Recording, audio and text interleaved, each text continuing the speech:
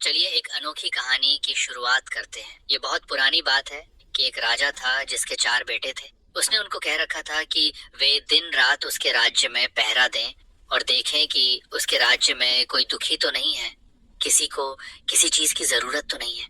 एक सुबह की बात है कि सबसे बड़े राजकुमार को पहरा देते समय एक जोगी मिल गया। वह जोगी एक तालाब के किनारे बैठा हुआ था और उसके पास 4 घोड़े घास चर रहे थे। उसने देखा कि वे घोड़े, जितने भी घोड़े उसके पिता के पास थे, उनसे कुछ अलग ही नस्ल के थे और उनसे अच्छे भी थे। सो वह जोगी के पास गया और उससे पूछा, ओ जोगी, तुम कौन हो और तुम यहाँ कब आए? तुम्हें यहाँ क्या चाहिए? जोगी बोला, मुझे तुम चाहिए। राजकुमार ने आश्चर्य से पूछा, मैं क्यों? मैं इस देश के राजा का सबसे बड़ा बेटा हूँ। मेरे पिता ने मुझे इस देश को देखभाल करने के लिए कहा है कि मैं ये देखूं किसी को किसी चीज की जरूरत तो नहीं है। तो तुम ये बताओ कि तुमको किसी चीज की जरूरत तो नहीं है। जोगी ने फिर वही जवाब दिया, मुझे केवल तुम चाहिए और कुछ नहीं। पर अगर तुम्हें कुछ चाहिए तो तुम मुझे बताओ, मैं तुम्हारे लिए वह ला दूंगा। राजकुमार बोला, ओ जोगी, मैं तुम्हारे इन बढ़िया घोड़े में से एक घोड़े पर सवारी करना चाहता हूँ। जोगी बोला, ठीक है, तुम अपनी सवारी के लिए कोई सा एक घोड़ा ले लो, पर ध्यान रखना कि शाम होने से पहले पहले इसे यहाँ वापस ले आना। जब तुम यहाँ आओगे तो मैं उम्मीद करता हूँ कि मैं तुम्हारी दिन भर की सवारी के बारे में तुम्हारे कुछ अनुभव जरूर सुनूंगा। राजकुमार ने एक घोड़ा चुना और उस पर सवार होकर चल दिया। जैसे ही राजकुमार उस घोड़े पर चढ़ा तो उस घोड़े ने तो बहुत तेजी से भागना शुरू कर दिया और वह एक जंगल की तरफ जा रहा था। वह एक सब्जी के बागीचे के पास जाकर रुक गया। उस बागीचे के चारों तरफ ऐसी बाड़ लगी थी, उसके भीतर कोई नहीं घुस सकता था। राजकुमार जंगल की तरफ कुछ दूर और गया और फिर वहां से लौटने लगा। जब वह वापस लौट रहा था तो उसने देखा कि उस सब्जी के बागीचे के बाड़े में लगे सारे डंडे हंसिया बन गए और बागीचे में से सब्जियां काट रहे हैं। ये देखकर उसे आश्चर्य तो बहुत हुआ, पर उसकी वजह उसकी समझ में नहीं आई कि ऐसा कैसे हुआ। वह वहां से चलकर जोगी के पास आ गया। जोगी ने उससे पूछा कि उसकी घोड़े की सवारी कैसी रही, उसने रास्ते में क्या कुछ देखा। राजकुमार बोला, मैंने एक बागीचा देखा जिसके चारों तरफ एक ऐसी बाड़ लगी हुई थी जिसमें से अंदर जाना नामुमकिन था। मैं उससे थोड़ा और आगे चला गया। फिर जब मैं वापस लौट कर आया तो देखा कि उसी बाड़ के डंडे हंसिया बने उस बागीचे में से सब्जी काट रहे हैं। जोगी ने पूछा, जानते हो इसका क्या मतलब है? राजकुमार बोला, नहीं, मैं तो नहीं जानता। जोगी बोला, नहीं जानते? और तुम्हारे पिता ने तुमको इस राज्य की देखभाल करने के लिए कहा है, जाओ तुम पत्थर के हो जाओ। जोगी के यह कहते ही राजकुमार पत्थर का हो गया। अगली सुबह राजा का दूसरा बेटा शहर की देखभाल के लिए निकला। वह भी उसी जोगी के पास पहुंच गया। उसने भी जोगी के बढ़िया घोड़े देखे तो वह भी उन बढ़िया घोड़े को देखकर बहुत खुश हो गया। वह भी जोगी के पास रुका और उससे पूछा कि वह कौन है और वहां कहाँ से आया है।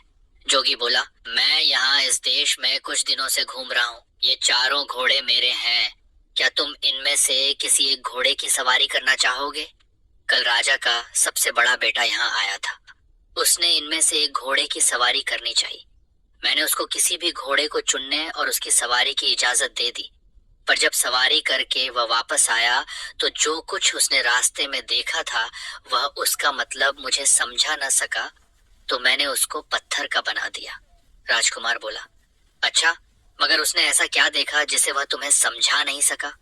तब जोगी ने उसे बताया कि उसने क्या देखा था और यह वायदा किया कि अगर वह इस बात को उसे समझा सका कि वे डंडे हंसियों में क्यों बदल गए थे तो वह उसके भाई को जिंदा कर देगा। राजकुमार बोला, जोगी, तुमने तो ये बहुत ही मुश्किल सवाल पूछ लिया। जब मैंने उसे देखा ही नहीं जिसके बारे में तुम मुझसे पूछ रहे हो, तो मैं उसे तुम्हें कैसे समझा सकता हूँ? हाँ, अगर मैं तुम्हारा एक सुंदर घोड़ा ले जाऊं और उसे दिखाऊं तो शायद मैं तुम्हें समझा सकूं। जोगी ने उसको इजाजत दे दी और वह एक घोड़ा लेकर वहां से चला गया। वह घोड़ा भी उसको एक जंगल की तरफ ले गया। वहां जाकर उसने देखा कि नई पैदा हुई बछिया अपनी माँ को दूध पिला रही है। वह बहुत देर तक इस अजीब घटना को देखता रहा और फिर जोगी के पास लौट आया। जोगी ने पूछा, तुमने रास्ते में क्या देखा? राजकुमार ने उसे बताया कि उसने देखा कि नई पैदा हुई बछिया अपनी माँ को दूध पिला रही थी। जोगी ने उससे भी पूछा, क्या तुम बता सकते हो कि इसका क्या मतलब हुआ? राजकुमार बोला, मैं नहीं जानता। जोगी बोला, क्या तुम नहीं जानते?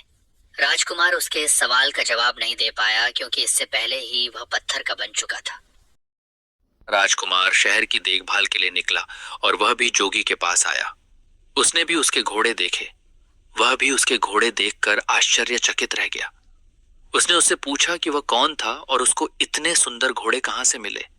उसके इन सवालों पर ध्यान न देते हुए जोगी ने उससे उसके पास बैठ जाने के लिए कहा। बातों बातों में उसने पता चला लिया कि यह भी राजकुमार था और अपने दो बड़े भाइयों की खोज में निकला था। उसने उसको बता दिया कि उसके दोनों बड़े भाइयों के साथ क्या हुआ। फिर उसने बाद में उससे यह भी कहा कि वह उसके दोनों भाइयों को जिंदा कर देगा अगर वह यह बता दे कि बाड़े के डंडे हंसियों में क्यों बदल गए थे और नई पैदा हुई बछिया अपनी माँ को दूध क्यों पिला रही थी।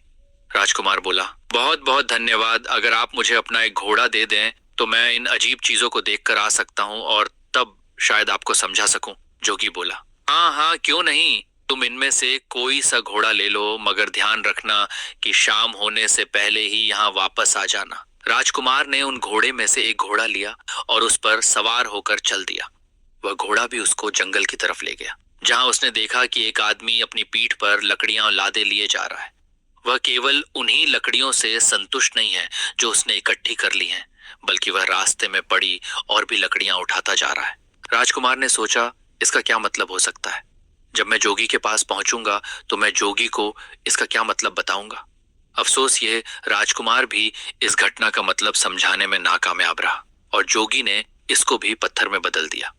अगली सुबह राजा का चौथा और आखिरी बेटा शहर की देखभाल के लिए और अपने भाइयों को ढूंढने के लिए निकला, तो वह भी जोगी के पास आ निकला। उसने जोगी को प्रणाम किया और उससे पूछा कि क्या उसने उसके तीनों भाइयों को देखा है। जोगी बोला, हाँ देखा है। कहकर उसने एक तरफ इशारा करते हुए उससे कहा कि देखो, तुम्हारे तीनों भाई ये खड़े हैं।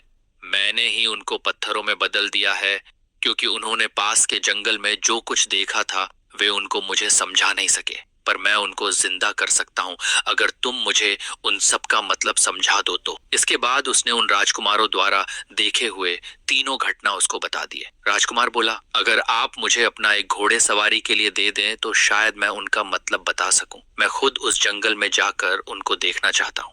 जोगी ने उसको इजाजत दे दी और राजकुमार उन घोड़े में से एक घोड़ा लेकर जंगल की तरफ चल दिया। जब वह जंगल में पहुंचा तो वहां उसने एक तालाब देखा जिसमें से पानी बह बह कर निकलकर दूसरे तालाबों को भर रहा था। उस समय वह बड़ा वाला तालाब खाली था क्योंकि उसका सारा पानी उन छोटे तालाबों को भरने में लग चुका था। शाम को जब वह जोगी के पास लौटा तो जोगी ने उससे भी वही सवाल किया जो उसने उसके तीनों बड़े भाइयों से किया था कि उसने रास्ते में क्या देखा और उसका क्या मतलब था। यह राजकुमार भी जोगी के इस सवाल का जवाब देने में नाकामयाब रहा, सो जोगी ने इसको भी पत्थर में बदल दिया। जब राजा को पता चला कि कई दिनों से उसके चारों बेटों में से किसी का भी कोई पता नहीं है, तो उसको शक हुआ कि उसके बेटों पर जरूर ही कोई मुसीबत आ पड़ी है। अब वह खुद उनको ढूंढने के लिए निकल पड़ा। ढूंढते ढूंढते वह भी जोगी के पास आया।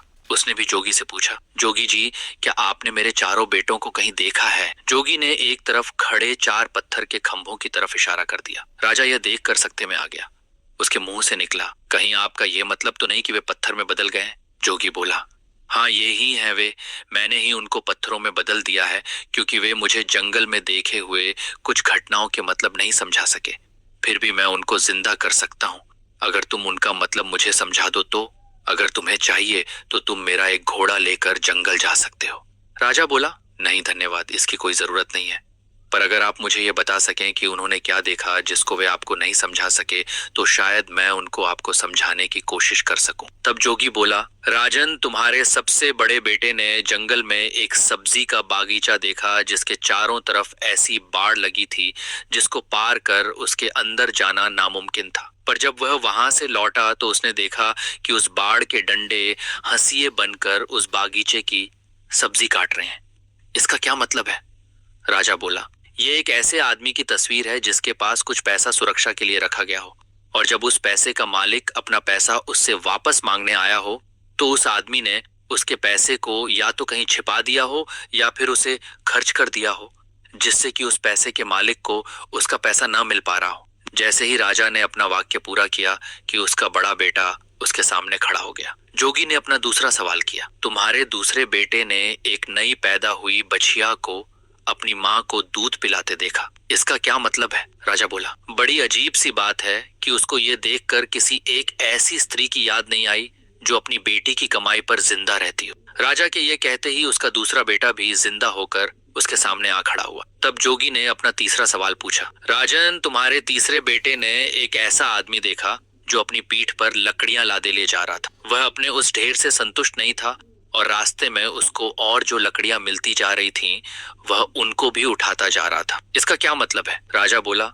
ये इस बात को बताता है कि कुछ लोग ऐसे होते हैं जो उनके पास जो कुछ भी होता है वे उससे संतुष्ट नहीं होते, उनको हमेशा ही और ज्यादा की इच्छा बनी रहती है। जैसे ही राजा ने ये शब्द बोले कि उसका तीसरा बेटा भी जिंदा होकर उसके सामने आ खड़ा हुआ। अब जोगी ने अपना चौथा और आखिरी सवाल पूछा, राजन, तुम्हारे सबसे छोटे बेटे ने जंगल में एक तालाब देखा जिसने 6 दूसरे तालाबों को पानी देने के लिए अपने आप को खाली कर दिया, इसका क्या मतलब है? राजा बोला, जोगी जी, वह बड़ा तालाब दुनिया के उन आदमियों के समान है जो दूसरों को देने के लिए अपना सब कुछ खर्च कर देते हैं, पर बदले में उन्हें क्या मिलता है? कुछ भी नहीं। जैसे ही राजा ये बोला, उसका चौथा बेटा भी जिंदा होकर उसके सामने आ खड़ा हुआ। राजा और उसके चारों बेटे खुशी खुशी अपने महल वापस लौट आए। कुछ समय बाद ही राजा ने अपनी गद्दी छोड़कर अपना राज्य अपने बच्चों को दे दिया और वह खुद जंगल में शांति से रहने चला गया।